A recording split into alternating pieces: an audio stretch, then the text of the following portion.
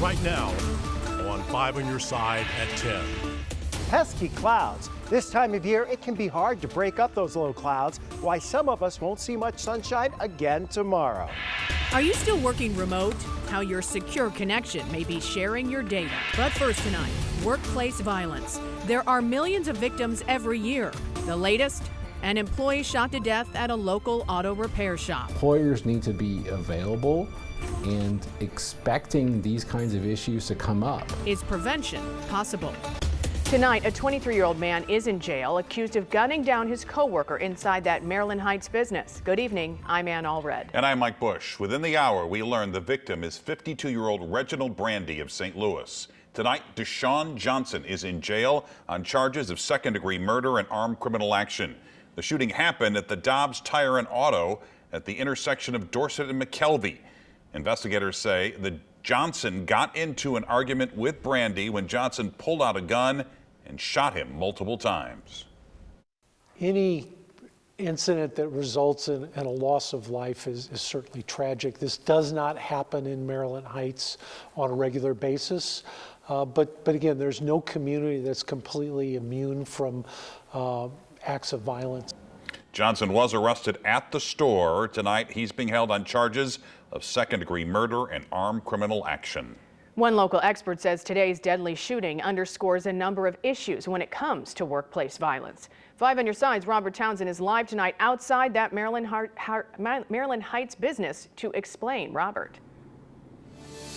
And today, this business suddenly became a crime scene. Now, the professor I talked to says preventing such violence is possible. It's very sad. Dr. John Nani is talking about the shooting at this Dobbs Tire and Auto shop in Maryland Heights. Police tell us a 23-year-old employee pulled out a gun, shot his 52-year-old co-worker, and killed him following an argument. It's not a surprise. People are struggling. Dr. Nani is an associate clinical professor and director of community psychological service at the University of Missouri-St. Louis. The biggest determinant of who's going to engage in the kind of violence that we saw today is like, do they have guns available to them? Dr. Nani says research shows a worker may become violent on the job, especially if he or she is armed with a weapon. What's more, he says detecting warning signs isn't easy. It's really difficult to identify individuals who are at risk of engaging in workplace violence, given that many of us are at risk of engaging in any kind of violence if given the right circumstances. And statistics show as of October 2022, in the U.S., there were 2 million victims of workplace violence each year. Workplace violence death rates for men were about 75% higher than those for women. And 68% of workers across the world felt they were not safe at work. Dr. Nani says currently their clinic is seeing increasing numbers of people who are struggling with anger, aggression, and other mental issues. Issues he thinks more companies must address to help ensure their workplaces are safe places. well, I think the best prevention is better mental health care across the board. Now tomorrow, 5 on Your Side will host our monthly Projects Mental Health Phone Bank. Mental health experts will be answering the phones. If you need help, you can call this number you see right here. It's 314-469-6644. Again, those phones will open from 10 a.m. until 10:30 p.m. tomorrow. Live in Maryland Heights, right now, it's at 5 on Your Side. Right now, we're following breaking news out of Franklin County. The Franklin County Sheriff's Office is investigating a double shooting. This happened on Spring Valley Road, just outside of Pacific. We're told one man has died. A woman was taken to the hospital with unknown injuries. Investigators have not released any more details. We're working to get more information, and we'll bring you any overnight developments on KSDK.com, the 5 on Your Side app, and Today in St. Louis, which begins at 4 a.m. Charges have been filed in connection to a double homicide outside of a Collinsville bar. Prosecutors have charged 22-year-old Edgar Torres Granado of Granite City with felony mob action. 2 men were shot and killed outside Sloan's Public House just after midnight on New Year's Day. Investigators say after a fight with the 2 men inside the bar, Torres Granado was sitting in his car when they tried to break the windows with their guns. Torres Granado shot both men. More charges are possible. Tonight, the ATF is offering a $5,000 reward in a gun store burglary in Fenton. A group of thieves broke into Denny Dennis Sporting Goods in Fenton early yesterday morning and stole 7 guns. This is the 4th time the family-owned business has been hit since 2018. Tonight, investigators have released new surveillance photos of the thieves and their getaway vehicles. Anyone with information is asked to contact the ATF or 1-800-ATF-GUNS. Tonight, a St. Louis woman is out of the hospital after someone shot her during an attempted robbery right outside of her home. It happened just after midnight as the woman and her husband were leaving a local casino. New tonight, the victim's family only spoke with our Brent Solomon. It was supposed to be a fun night at River City Casino when things took a devastating turn early Wednesday morning. She's still a little traumatized, from it. Still in a little bit shock. This woman asked we not identify her. She can't believe someone targeted her mother and father right outside of their home on Pennsylvania Avenue near Mount Pleasant Street. I thought it was odd that she was calling me so late in the night. She FaceTimed me and she was all like injured and bleeding. The family believes someone saw the couple gambling at the casino and then followed them home. The victim tells me as soon as they parked, got out of their car and walked to their front door, the shooter was there waiting. The female suspect told them to hand over the cash, but the woman's husband wasn't going down without a fight. And he's trying to protect her, Trying to get the would-be female robber to leave, he tells me he yelled, "Go ahead, shoot me." The suspect opened fire, hitting the man's wife in the leg and then pistol whipping her. She said she got shot once and then they tried to shoot her again and they missed her. The shooter took off without getting a dime. Here you can see the blood that remains on the family's front porch, a bullet hole on the front door, and a glass door that's now no more. When I arrived to speak with the family, the female victim was just getting out of the hospital, recovering from a scary scenario they never saw coming. Something you just don't believe that's going to happen to you and end up, just mind-blowing. I'm just glad she's okay because it could have ended up differently where she wouldn't be alive right now. Brent Solomon, 5 on your side. The shooter was wearing a black hoodie and a face mask. Anyone with information about the case, please call the St. Louis Police. A big party tonight at the Missouri State Capitol. State lawmakers gathered in the rotunda for the 2023 inaugural ball. Just hours earlier, they took their oaths of office and began the 102nd regular session of the Missouri Assembly. Republicans continue to hold supermajorities in both chambers. 5 on Your Side's political editor, Mark Maxwell, is in Jefferson City this week. You can look for more of his reports on 5 on Your Side and KSDK.com. Tonight, as the Afghan refugee community in St. Louis continues to grow, a group is helping them achieve the American dream. The International Institute is starting an Afghan Chamber of Commerce. New tonight, our Laura Barczewski talked with 2 of the business owners that will be part of it. Laura. Mike and Ann, both business owners tell me they've been here for years and are now well established, but it was extremely difficult and wish they had something like this starting out. This is hard, believe me, I had $2,000 in my pocket to buy a first franchise. Now, Gold Taught to Kill owns 4 Subway stores. I started this business with 7 cars. And from 7 cars, I worked for a whole year, not getting paid from this business. I went and did Uber at night to pay my bills so I can keep this business going.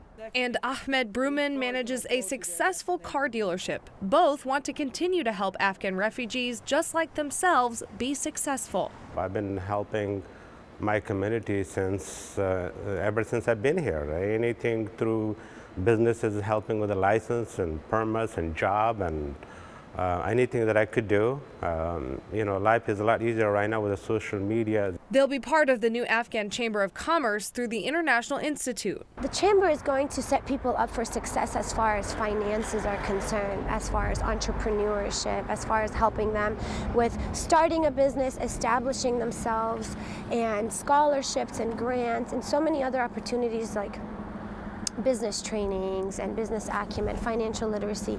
Bruman says he wants other Afghan refugees to know there are opportunities here in St. Louis. I think if more refugees that comes in the city thrives and it brings jobs, more jobs. And like right now, I created this business. There is employees that are getting paid under this company because we build it. And they'll all help each other achieve their dreams. The newer arrivals are basically being embraced and put in places of success, and I love to see that.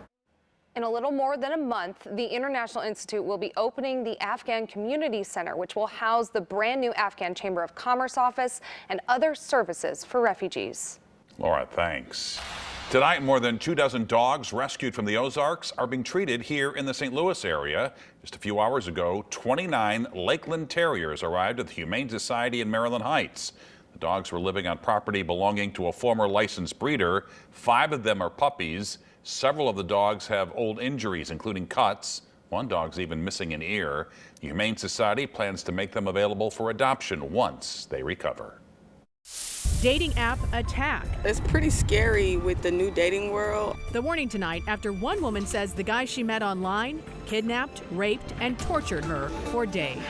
It's supposed to protect you from hackers. The reason a popular product could give you a false sense of cybersecurity. This massive storm along the West Coast, it's causing some big problems out there tonight. How it impacts our weather as we head into the weekend. A live look now at the U.S. Capitol. Just hours ago, the U.S. House adjourned without electing a new House Speaker for the second straight day. Again, Republican leader Kevin McCarthy failed to receive enough votes from his party for a 4th, 5th, and 6th vote. The California congressman saw his tally slip to 201 as one fellow Republican switched her vote to present. 20 conservatives continue to hold out, refusing to support him. On the Democratic side, representatives continued to push for their leader, Hakeem Jeffries of New York. This is the first time in 100 years that a nominee for House Speaker could not take the gavel on the first vote. The holdout means the House cannot address any other business until a Speaker is elected. It also means all 435 members cannot be sworn in. For the first time in his presidency, President Biden is making plans to visit the U.S.-Mexico border. The president's announcement comes amid a growing border crisis and Republican criticism of ignoring the problem for the last 2 years. Details of the trip have not been released, but President Biden is scheduled to attend the North American Leaders Summit in Mexico City next week. Tonight, a Texas woman is recovering after she was kidnapped, raped, and tortured for days. She met her alleged attacker on the Bumble dating app. According to court documents, the victim agreed to meet 21-year-old Zachary Mills at his apartment on Christmas Eve. Investigators say the brutal attack began when she refused to have sex. They believe he also deprived her of food and water for the 5 days while he held her captive. She eventually was able to escape. Mills was arrested on aggravated kidnapping charges. Tonight, he's out of jail after posting $50,000 bond. His conditions right now, he is on 24-hour house arrest outside of essential needs to travel for groceries or meeting with me, with his defense team, or attending court. Bumble says it's shocked and saddened by the attack and has blocked Mills from the app. Company officials warn you should always meet a person in a public place and tell someone you trust where you're going. Antivirus software, or virtual private networks known as VPNs, are common tools to stay safe online. But as Consumer Reports warns, VPNs can give you a false sense of security. We'll start with the basics. A VPN is a software service that routes data to and from your computer or smartphone through an encrypted tunnel. It's something Elias Huerta has been using for several months. The number one reason that I got a VPN was to feel safer online in public places. Sounds great, but testing by Consumer Reports reveals many VPNs don't live up to their claims. When you are using a VPN, you are actually giving a VPN your data, and so there's a false sense of security where that VPN is able to access and use your data as they see fit. CR's tests included a check to see whether best security practices were used, whether data was leaked, and what the VPN's privacy policy said about how customers' personal data might be used. Of the 16 VPNs tested, 3 came out on top: Mullvad VPN, ABI VPN, and Mozilla VPN. These 3 VPNs did the best because they limited data sharing, They had accurate marketing messages. They included third-party audits of their programs, and they had open source code and modern protocols. When shopping around, CR says be wary of any VPN that promises to provide complete anonymity online or protect you from all advertisers, governments, or criminals online, or ones that offer military-grade encryption, which doesn't actually mean anything. Consumer Reports also says not everyone needs a VPN. One can offer you some protection if you're using free Wi-Fi at a coffee shop or the airport. It's not necessary if you're on a trusted network at home or at work. Caught on camera, a tornado tearing through a high school football field in Arkansas. It happened Monday north of Hot Springs. The twister also caused significant damage to several nearby homes and businesses. So powerful. And then take a look at this video out of North Carolina. A lightning strike. This happened on New Year's Day. The bolt of lightning hit a metal fence, causing those sparks and the smoke there. It also caused a truck's headlights to come on. No one was hurt. Last year, 19 people died in the U.S. from lightning strikes. Officials recommend seeking shelter indoors anytime lightning is possible. Tonight, California Governor Gavin Newsom declared a state of emergency as a powerful storm heads towards the state. The storm is expected to bring heavy rain, snow, and flooding. Authorities have already confirmed 2 weather-related deaths. Mandatory evacuation orders are now in effect in several cities in Northern California, where some flooding has already begun. And the energy from that storm, some of it will come our way. Let's get to Chief Meteorologist Scott Connell with the weather first forecast. It will, but the good news is not in the full force like they're seeing out on the West Coast. And that is good news for us, but they're going to have some issues out there. We'll talk more about that in a few minutes. How about that sunset? Looking back from Worldwide Technology Raceway this evening, the clouds tried to break up for the evening hours around St. Louis, and indeed they did. And that gave us a beautiful sunset. Karen sent this beautiful photo in as the clouds were trying to thin out a little bit around New Melly. Karen, one of our Facebook weather watchers, you can join our 5 on Your Side Facebook weather watchers group, got us thinking, you know, we'd like to see the days get a little longer, right? It's that time of year where we start to see that. So today's sunset was at 4:53, 9 hours and 34 minutes. As we move continually through this month and into next month, the sunsets are getting later, and the sunsets will start to get earlier. I should say the sunrises will start to get earlier. We've kind of been at a point here the last couple of weeks where we're just kind of stagnant on the amount of daylight, but we are going to expand it by more than an hour by the time we get to Valentine's Day. Clouds have rolled back in tonight. We are still in the mid-40s in St. Louis as we wait on some of that cooler air to slip in. Winds still have to turn a little more west-southwest before that happens. 44 degrees right now in St. Louis. Managed to get to 46 for the high this evening. We haven't dropped off much. Still watching this area up to our north with snow showers across much of Iowa. Some slick roads up there. It's been colder. But this upper level system, it's a slow mover. And the southern fringes of that cloud cover right along Interstate 70. So tonight, north of Interstate 70, mainly cloudy. South of Interstate 70, mostly clear. We will see those clouds work back in as we head through the day tomorrow. Starting off in the low to mid 30s, most likely the areas from St. Louis to the north that are stuck in the clouds and maybe even a stray flurry. We'll see temperatures holding in the upper 30s to around 40 degrees. So more of a reality check for us. Here is your big West Coast system. Look at the intensity of that system off the coast. The hurricane hunters actually in Sacramento. They'll be investigating this atmospheric river tomorrow, helping with the forecast as well. Heavy mountain snows, lots of rain as well, and flooding there. Now, as Ann said, a little chunk of that energy comes our way for the weekend. It means Saturday we'll have a chance for some rain showers. Sunday still mostly cloudy and temperatures back off a little bit. We're not talking about a lot of rain here. Scattered showers overnight Friday night into early Saturday morning. And then as we go through the day on Saturday, we'll have those scattered showers around. We think it's all rain for us, just a little bit too warm this go round for snow here. You might get a little snow mixing in up towards Kirksville. But you look at the next 10 days, what you don't see is a whole lot of really cold air heading our way. Temperatures are going to be at or above average right into next week. All right, Scott, thanks. Frank is here with sports. Well, everybody in action tonight on the local college basketball scene, and we are going to condense it down for you in a crisp 4-minute sportscast. So stick around. The Sports Desk is sponsored by Jim Butler Chevrolet, the Chevy powerhouse. Tonight, Mizzou was trying to complete a remarkable three-game stretch. They started it by blowing out Illinois in the bragging rights game. Then they crushed Kentucky and Columbia.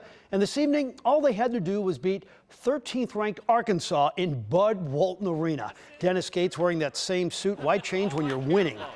What is it with these Missouri openings? A 10-0 run that gave them a 24-8 lead. DeMoy Hodge with the bucket off that suffocating pressure. Second half, Mizzou only plays one freshman, Aiden Shaw, who throws down the alley-oop. The Hogs took over. Ricky Council with the bucket and one off the break. Now the Tigers kept battling. Sean East with the layup. Not enough. Arkansas escapes with a 74-68 win. Both teams are 12-2.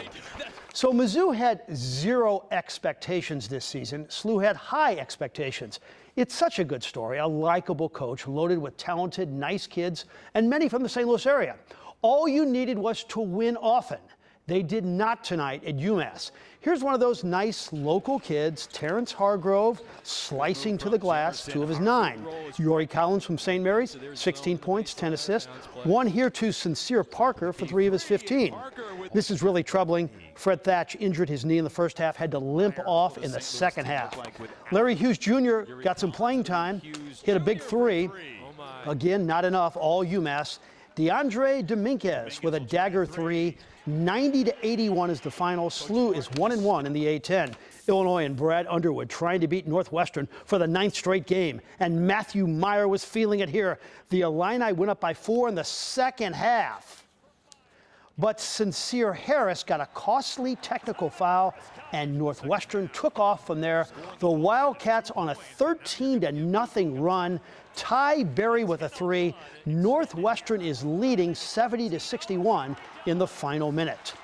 So last night, the Blues won a big game against a really good team on the road, the Maple Leafs. Tomorrow, they will try to do the same in New Jersey against the Devils. And with the Blues missing 2 star forwards, others will have to pick up the slack. And last night, Brandon Saad did just that, 2 goals. He's been on fire. He's got 10 on the season, but he's not satisfied. You know, I think everyone in this room thinks we've underachieved, and for me, myself, I know I can score goals, so it's just playing the right way every night, and the goals will come. It's next man up mentality. We're missing players, but we're focused on our group and what we can do here, and that was a big character win for us tonight. Mizzou football coach Eli Drinkwitz will have some help on the sideline next fall. It's Fresno State offensive coordinator Kirby Moore, and Coach Drink is reportedly working to bring him aboard as the Tigers play caller. Moore is the brother of Dallas Cowboys OC Kellen Moore. Bobby Petrino left Missouri State to become the offensive coordinator for Barry Odom at UNLV. That was December 15th. Today, he decided to leave UNLV to become the OC at Texas A&M. That's 3 jobs in less than 3 weeks, and people want to blame athletes for the transfer portal. Coaches have done it for years. Stay with us. We'll be right back. Well, it just keeps growing and growing. No one hit all 6 numbers in last night's Mega Millions drawing. The jackpot has now grown to $940 million, getting close to the $1 billion mark. The next drawing Friday night, 3 million tickets sold for last night's drawing are good for prizes ranging from $2 to $4 million. So check your tickets. And before we go tonight, we're celebrating at 5 on Your Side this week because this week marks Ann's 10-year anniversary at KSDK. Take a look. Before we can even worry about what kind of tax refunds we're getting. If there's one thing I've learned after anchoring with Ann Allred for 10 years is that she rarely makes a mistake. Few have a better grasp of the English language. Most parents, they're sending kids back to school with a bottle of sanitizer, trying to keep those germs away. I thought you said sanitizer. Did I say sanitizer? Yeah. Actually, the truth is no one has ever come to this job with more dignity and grace. Whether it's in studio, 10 a.m., early Sunday morning, or in the field. I'm very nervous, but I have to do it. When KSDK hired Ann, they hired a fighter, something we learned in 2016 when she went into kidney failure and needed a kidney transplant.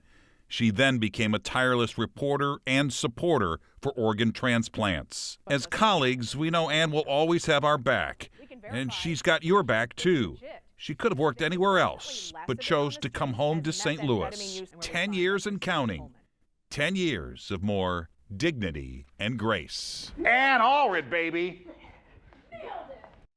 That is the best piece of video. Yeah, That is so sweet. Thank you, we Mike. had to search for that one, but getting you dancing is not very difficult. Oh my good. Well, and I am so honored and I'm so humbled to always work with the three of you. You are such consummate professionals. Congratulations. And I have learned so Yes. much from Yeah. all three of you. So thank you. 10 years, what's been the best part of 10 years?